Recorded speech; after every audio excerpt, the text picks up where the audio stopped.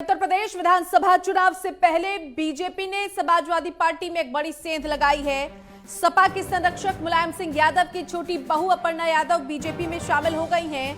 दिल्ली स्थित बीजेपी मुख्यालय में अपर्णा यादव ने बीजेपी का दामन थामा। यूपी के डिप्टी सीएम केशव प्रसाद मौर्य और प्रदेश अध्यक्ष स्वतंत्र देव सिंह ने अपर्णा यादव को बीजेपी में शामिल कराया। बीजेपी में आने के बाद अपर्णा यादव ने कहा कि वो हमेशा से पीएम मोदी से प्रभावित रही। उनके लिए देश सबसे पहले है। वो अब देश की आराधना के लिए निकली हैं, जिसके लिए उन्हें सबका सहयोग चाहिए। आपको बता दें कि अपर्णा मुलायम सिंह यादव की छोटी बेटी और अखिलेश यादव के सौतेले भाई प्रतीक यादव की पत्नी है। अपर्णा ने 2017 का विधानसभा चुनाव लखनऊ कैंट सीट से समाजवादी पार्टी के टिकट पर लड़ा था। हमारे साथ उत्तर प्रदेश से संवाददाता अमित पाठक जुड़ गए हैं। अमित, जिस तरह से पिछले दिनों हमने देखा कि बीजेपी में एक भगदड़ मची समाजवादी पार्टी में शामिल होने के लिए, क्या अपर्णा यादव ने बीजेपी का दामन जिस तरीके से थामा है उसे काउंटर माना जाए? एक बड़ी सेंध है समाजवादी पार्टी के परिवार में, उनके घर में। रेणु, सही कह रही हैं आप। एक इसको बड़ी सेंध के रूप में बिल्कुल देखा जा सकता है, क्योंकि समाजवादी पार्टी के जो संरक्षक है मुलायम सिंह यादव, उनकी छोटी बहू है अपर्णा यादव। तो इस मायने इस लिहाज से जो है अपर्णा यादव की ज्वाइनिंग आज भारतीय जनता पार्टी में एक बड़ा संदेश लेके आई है कि एक उनके परिवार के अंदर ही सेंध लगा दी है भारतीय जनता पार्टी ने। हालांकि अपर्णा यादव पिछली बार 2017 का चुनाव भी समाजवादी के टिकट से लखनऊ से लड़ी थी, जिसकी उसके बाद से चर्चा में आई थी। हालांकि उनकी बहू है तो चर्चा में हमेशा रहती है, लेकिन 2017 का विधानसभा चुनाव जो उन्होंने यहाँ कैंट से लड़ा, उसके बाद से अपर्णा यादव राजनीति में सक्रिय हुई। लेकिन अगर बात करें कि उनके जातिगत आधार पर या उनका जो पर्सनल वोट बैंक है, तो उस पर भी एक डाउट जरूर है कि अपर्णा यादव खुद अपने आप में कोई इतना बड़ा चेहरा समाजवादी पार्टी के लिए नहीं रही है। ना तो समाजवादी पार्टी ने कभी अपर्णा यादव को अपनी कोई जो लिस्ट होती है जिसमें कि बड़े बड़े नेता शामिल होते हैं जो प्रचार के लिए निकलते हैं, अपर्णा यादव को कभी उसमें रखा नहीं गया। हालांकि एक वजह कहीं ना कहीं जो मानी जा रही है समाजवादी पार्टी छोड़ने की या अपने परिवार से बगावत करने की, उसके पीछे देखा जा रहा है जो अखिलेश यादव ने बोला था कि वो अपने परिवार के किसी भी सदस्य को टिकट नहीं देंगे। तो एक बड़ी वजह यह मानी जा रही है, जिसकी वजह से शायद उन्होंने एक कदम उठाया, क्योंकि पिछले 5 साल से लगातार वो सक्रिय है लखनऊ की सीट पे। लगातार वो दावेदारी कर रही है कि उनको यहाँ से प्रत्याशी बनाया जाए। रेणु, निश्चित तौर पर अमित, लेकिन जिस तरह से परिवार की ये बगावत अब सामने आई है, उसका इम्पैक्ट क्या होगा अमित? क्योंकि आप ये कह रहे हैं कि चूंकि परिवार के किसी सदस्य को टिकट न देने का फैसला किया गया, इसलिए अपर्णा यादव ने बीजेपी का दामन थामा। लेकिन काफी लंबे अरसे से ये बात चली आ रही थी कि अपर्णा यादव नाराज है पार्टी से और किसी भी तरीके से वो पार्टी को छोड़ना चाह रही है। ये खबरें एक लंबे अरसे से सामने आ रही थी, बावजूद इसके कोई कोशिश नहीं की गई समाजवादी पार्टी की तरफ से। जिस तरह से आपने ये भी बताया कि बहुत ज्यादा सक्रियता समाजवादी पार्टी की तरफ से दिखाई नहीं गई अपर्णा यादव के लिए, ये कुछ अहम कारण रहे जिसकी वजह से उन्हें पार्टी छोड़ने का फैसला लेना पड़ा। देखिए, पिछले 5 साल से सरकार चेंज हुई है, जब से यहाँ भारतीय जनता पार्टी की सरकार आई है, उसके बाद से लगातार अपर्णा यादव जो है वो मुख्यमंत्री योगी आदित्यनाथ की तारीफ करती रहती है समय समय पर। नरेंद्र मोदी की तारीफ समय समय पर वो उनके मुंह से सुनी जा सकती है।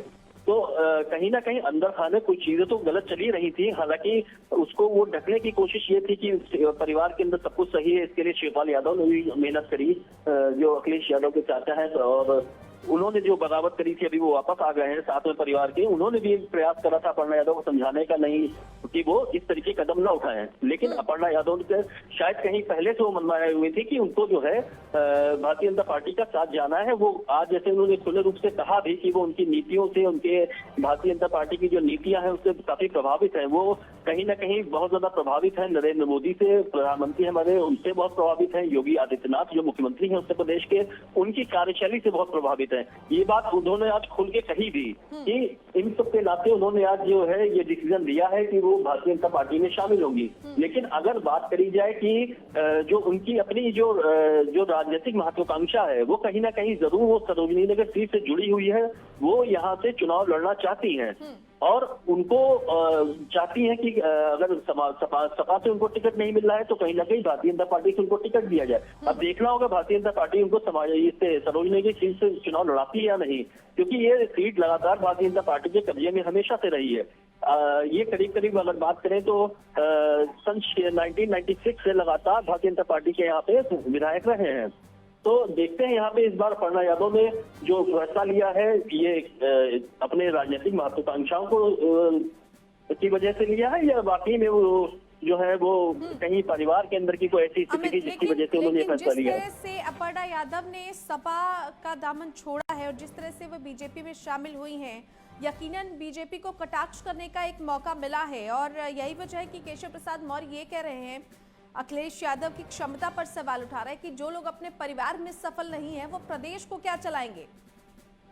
नहीं, निश्चित तौर पे रेणु, ये जो है बड़ा काउंटर अटैक है। जिस तरीके से भारतीय जनता पार्टी की जो अभी सरकार थी उससे कई मंत्री जो बगावत करके गए थे छोड़ के भाजपा को, उसके बाद में ये भाजपा की तरफ से एक बड़ा काउंटर है समाजवादी पार्टी को कि उन्होंने सपा सुप्रीमो के परिवार में ही सेंध लगा दी, उनके परिवार से ही एक सदस्य को भारतीय जनता पार्टी के अंदर ले आए। वो ये एक बहुत बड़ा स्टेप है, इसका एक बहुत बड़ा मैसेज जाएगा कम से कम चुनावी रूप में। अगर चूंकि चुनाव में हम लोग चुनावी उसमें मोड में पूरा प्रदेश है, उसमें उस समय पे सपा परिवार के अंदर सेंध लगा के भारतीय जनता पार्टी में शामिल करना निश्चित तौर पर एक बड़ा मैसेज लेके जाएगा समाज के अंदर। और इसका एक उनको कहीं ना कहीं अखिलेश यादव को इसका बैकफुट पे भी नजर आएंगे इस पे।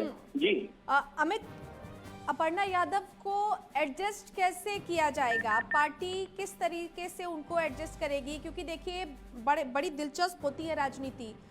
रीता बहुगुणा जोशी जिन्होंने पिछली बार हराया था अपर्णा यादव को, अब वो लखनऊ कैंट से ही अपने बेटे के लिए टिकट चाह रही हैं। इधर अपर्णा यादव यहाँ पर शामिल हुई है और लंबे अरसे से वो उस एरिया में सक्रिय हैं। तो देखिए परिस्थितियां क्या बन रही है, जिसको उन्होंने हराया उनको ही रिप्लेस कहीं ऐसा ना हो कि करना पड़ जाए। पार्टी चूंकि राजनीति सर्वोपरि होती है, विजय सर्वोपरि होती है, तो क्या इस तरह की परिस्थितियां भी बन रही हैं? जी बिल्कुल, बड़ा ये दिलचस्प हो गया है जिससे ये इन्होंने ज्वाइन किया अपर्णा यादव ने। हालांकि जब से चर्चा चल रही थी अपर्णा यादव के भारतीय जनता पार्टी में आने की, तभी से यहाँ पे काफी सुगबुगाहट थी कि अब भारतीय जनता पार्टी इस सीट के लिए खासकर क्या करेगी। क्योंकि इस सीट के ऊपर अगर दावेदारी की बात करें तो एक तरफ सुरेश तिवारी जो कि उनके बहुत पुराने विधायक है, सन 1996 से लगातार वो विधायक रहे। अभी जब उपचुनाव हुआ, जब रीता बहुगुणा जोशी ने सीट छोड़ी, उसके बाद में भी सुरेश तिवारी ही यहाँ से विधायक हुए। तो लगातार एक तो उनका अपना खुद का जनाधार है और भारतीय जनता पार्टी का एक चेहरा बने हुए हैं इस सीट के ऊपर। वहीं रीता बहुगुणा जोशी यहाँ से है।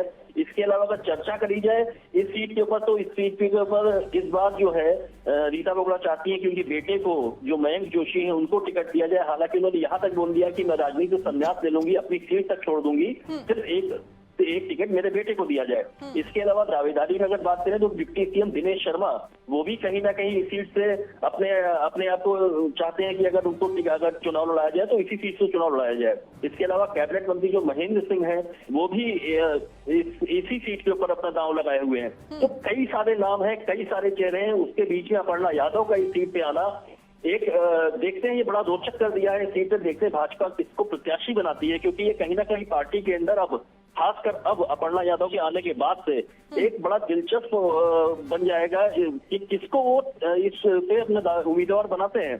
क्योंकि अपर्णा यादव भी पिछली बार जब आई थी तो वो सेकंड पोजीशन पे रही थी।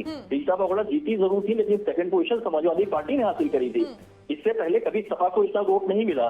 तो कहीं ना कहीं उनका एक ऐसा चेहरा है जिसकी वजह से शायद, या उनका जो अपना राजनीतिक परिवार का जो बैकग्राउंड है जिसकी वजह से उनको इतना जन समर्थन इस सीट पे भी मिला, जहाँ पे ये कहा जाए कि ये भाजपा की बहुत सुरक्षित सीट है। भाजपा का जो भी कैंडिडेट उतारा जाएगा वो निश्चित तौर पर विजयी होगा। इन तमाम समीकरणों की वजह से अपर्णा यादव को क्या यहाँ पर एक बड़ी जिम्मेदारी मिलती है, क्या उन्हें यहाँ सीट से उतारा जा सकता है? बहुत शुक्रिया अमित आपका हमारे साथ जुड़ने के लिए, तमाम बातों को यहाँ पर साझा करने के लिए।